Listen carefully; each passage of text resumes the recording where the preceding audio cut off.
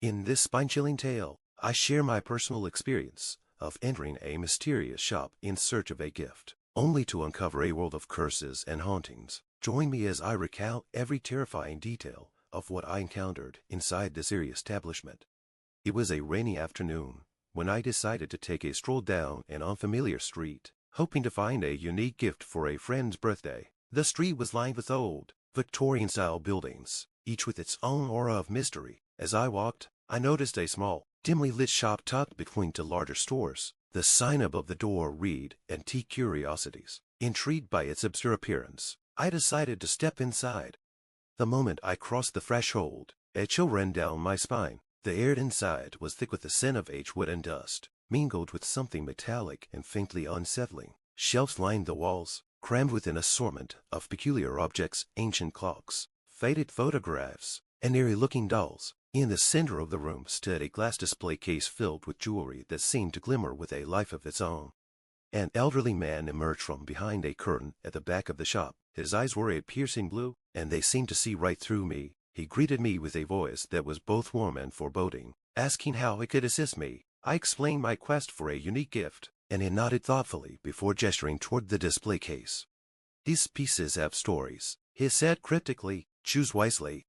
Drawn to a silver locket with intricate engravings, I asked to see it. As the old man handed it to me, I felt a strange energy pulsating from the locket. Ignoring the sensation, I decided it would make a perfect gift. After paying, I left the shop, unaware of the darkness I had just invited into my life. That night, I wrapped the locket and placed it on my nightstand. As I drifted off to sleep, I was plagued by vivid nightmares. In one, I was back in the shop, but the shelves were filled with shadowy figures watching me intently. I woke in a cold sweat, the room feeling unnaturally cold. The next day, strange things began to happen. Objects in my apartment moved on their own, and I heard whispers in an unknown language. Determined to understand what was happening, I returned to the shop, but it was gone. In its place was a vacant lot, overgrown with weeds. Panic set in as I realized I was dealing with something far beyond my comprehension. Desperate for answers, I researched the history of the area and discovered that the shop had been a hub for dark arts and forbidden practices for centuries. Many who had entered never returned, and those who did were never the same. Determined to break the curse, I sought help from a local historian who specialized in the occult. She informed me that the locket was once owned by a powerful sorceress who used it to trap souls. The only way to free myself was to return the locket to its rightful place. Armed with this knowledge, I embarked on a perilous journey to find the hidden lair of the sorceress. Guided by cryptic clues and facing numerous supernatural challenges, I finally reached the ruins of an ancient mansion deep in the forest. Inside, I found a small altar where the locket seemed to belong. As I placed the locket on the altar, a deafening silence fell over the room. The air grew thick, and I felt an overwhelming presence surround me. Suddenly, the locket glowed brightly before shattering into a million pieces. The curse was lifted, but I was left with the haunting memories of my ordeal. Returning home, I felt a sense of relief but also a deep unease. The shop had vanished, but the experience had left a permanent mark on my soul. The locket was gone, but its story lived on in my mind, a reminder of the darkness that lurks in the most unexpected places. Days turned into weeks, and I slowly began to regain a semblance of normalcy in my life. The strange occurrences in my apartment ceased, and I no longer felt the presence of unseen eyes watching me. Yet, the memory of that cursed locket and the eerie shop that had disappeared into thin air haunted my thoughts. One evening, as I was browsing through my collection of books, I stumbled upon an old, leather-bound journal that I had never seen before. Its pages were yellowed with age, and the cover was adorned with symbols similar to those on the locket. My heart raced as I realized that this journal might hold more secrets about the mysterious shop and the sorceress who had cursed the locket. As I began to read, I discovered that the journal belonged to a woman named Eliza, who had lived over a century ago. Eliza had been an apprentice to the sorceress and had recorded her experiences and the dark rituals performed in the very shop I had visited. According to the journal, the sorceress had created several cursed objects, each with its own unique and malevolent power. Eliza's entries revealed that she had grown fearful of the sorceress and her dark practices. In a final act of defiance, Eliza had hidden the cursed objects throughout the town, hoping to prevent them from causing further harm. The locket was just one of many, and Eliza warned that others who stumbled upon these objects would face unimaginable horrors. Determined to put an end to the curse once and for all, I decided to track down the remaining cursed objects and destroy them. Using the clues in Eliza's journal, I embarked on a quest that would take me to forgotten corners of the town, each more sinister than the last.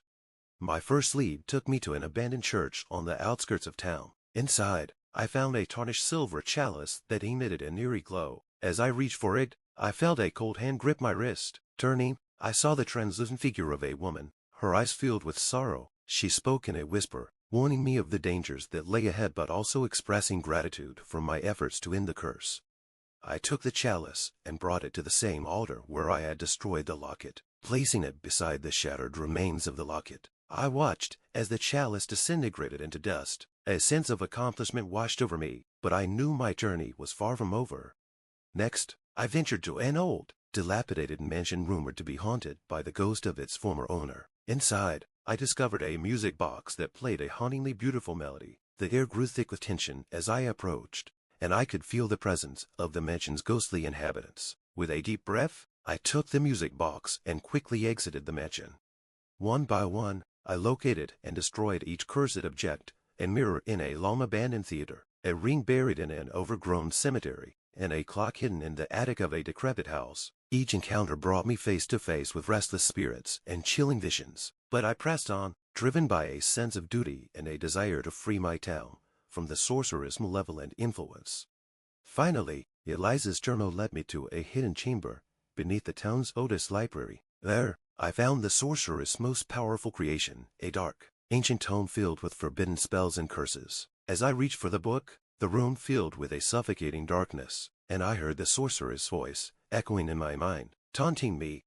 Summoning all my courage, I seized the tome and brought it to the altar. As I placed it on the cold stone, the air around me seemed to vibrate with an unseen force. The book burst into flames, and I felt a powerful energy surge through me, as if the very essence of the sorceress was being consumed. When the flames subsided, the altar was empty, and the oppressive atmosphere that had plagued the town for so long lifted. I knew that the curse was finally broken, and the spirits of those affected by the sorceress' dark magic could rest in peace. Returning home, I felt a profound sense of peace and accomplishment. The journal, now filled with my own annotations and experiences, became a treasured reminder of my journey. Though the shop had vanished and the cursed objects were no more, I knew that their story would live on, a testament to the power of determination and the triumph of light over darkness.